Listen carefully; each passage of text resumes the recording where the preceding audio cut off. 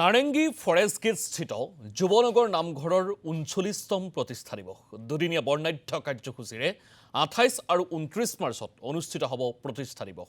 প্ৰতিষ্ঠা দিৱসৰ লগত সংগতি ৰাখি ২৯ মাৰ্চত প্ৰদৰ্শন কৰা হ'ব মুৰাৰী কৃষ্ণ বৰবৰীকৰ শিৰদান শীৰ্ষক ভাওনা আৰু ২৯ মাৰ্চত প্ৰদৰ্শিত হ'বলগীয়া মহাপুৰুষজনাৰ সৃষ্টিৰাজি ভাওনা ভাগি উদ্বোধন কৰিবলৈ নিমন্ত্ৰণ স্বাধীন প্ৰতিদিন গোষ্ঠীৰ অধ্যক্ষ জয়ন্ত বৰুৱা।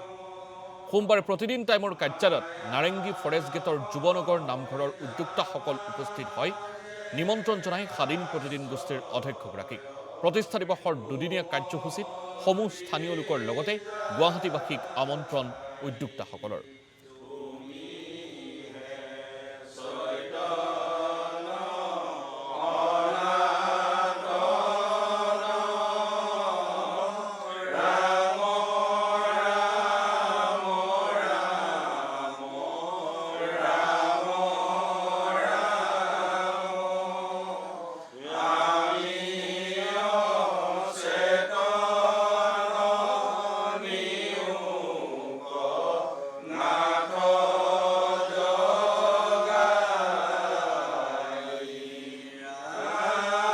আগন্তুক 14 আৰু 15 চ'ত 28 আৰু 29 মাৰ্চ শুক্ৰবাৰ আৰু শনিবাৰে জগতৰ মংগলৰ কাৰণে আমাৰ যুৱনগৰ সমস্তজন ভক্তপ্ৰাণ বৈষ্ণৱ আই মাতৃ সমস্ত একত্ৰিত কৰি এই পবিত্ৰ গুৰুগৃহৰ বাসী প্ৰতিষ্ঠা দিৱসৰ আয়োজন কৰা হৈছে দুদিনীয়া কাৰ্যসূচীৰে।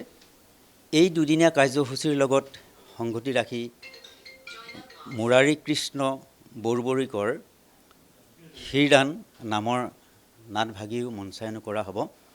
প্ৰভু কৃপালু গুৰুজনাই বৈকুণ্ঠৰ পৰা ভাও আনি ভাওনা নামেৰে নামাকৰণ কৰি সমস্ত জীৱ জগতক উদ্ধাৰ কৰি গ'ল। এই ভাওনাৰ প্ৰচাৰ প্ৰসাৰৰ জৰিয়তে সমস্ত জীৱকুলক উদ্ধাৰ কৰি গৈছে।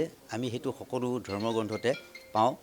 সেয়েহে আমিও পৰম কৃপালু গুৰুজনাৰ আদৰ্শকে শিৰোগত কৰি বৈকুণ্ঠৰ যি নাটভাগি আমি পৰিৱেশন কৰিবলৈ লৈছোঁ 19 মাৰ্চত। সেয়েহেতু আমাৰ সকলোৱে অতি শ্ৰদ্ধাৰ স্বাধীন প্ৰতিদিন গোষ্ঠী স্বত্বাধিকাৰী যাক আমি অসমৰ সম্পদ বুলি ক'ব পাৰোঁ জয়ন্ত বৰুৱা ছাৰক আজি এই পবিত্ৰ ক্ষণত লগ পাই আমি তেখেতক আমন্ত্ৰণ কৰিবৰ কাৰণে আমি সেৱা নিবেদন কৰিছোঁ।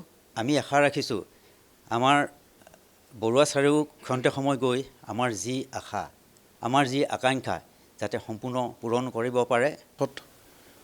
যুৱনগৰ নামগৃহত অনুষ্ঠিত কৰা হ'ব 39 সংখ্যক প্ৰতিষ্ঠা দিৱস। এই প্ৰতিষ্ঠা দিৱসৰ লগত সংগতি ৰাখি আমি দ্বিতীয় দিনাখন এখনি ভাওনা নাট মঞ্চস্থ কৰিবলৈ লৈছোঁ আৰু সেই দ্বিতীয় দিনাখনৰ কাৰ্যসূচীত অসমৰ জনতাৰ ৰাইজৰ সেৱা মুঠু তথা স্বাধীন প্ৰতিদিন গোষ্ঠীৰ স্বত্বাধিকাৰ মহাবীৰ লচিত বঁটাৰে সন্মানিত হোৱা আমাৰ গৌৰৱ জয়ন্ত বৰুৱা দদাইদেৱে এই নাটখনিত উদ্বোধন কৰিবগৈ আৰু তেখেতক আমি উষ্ম আদৰণি জনাইছোঁ।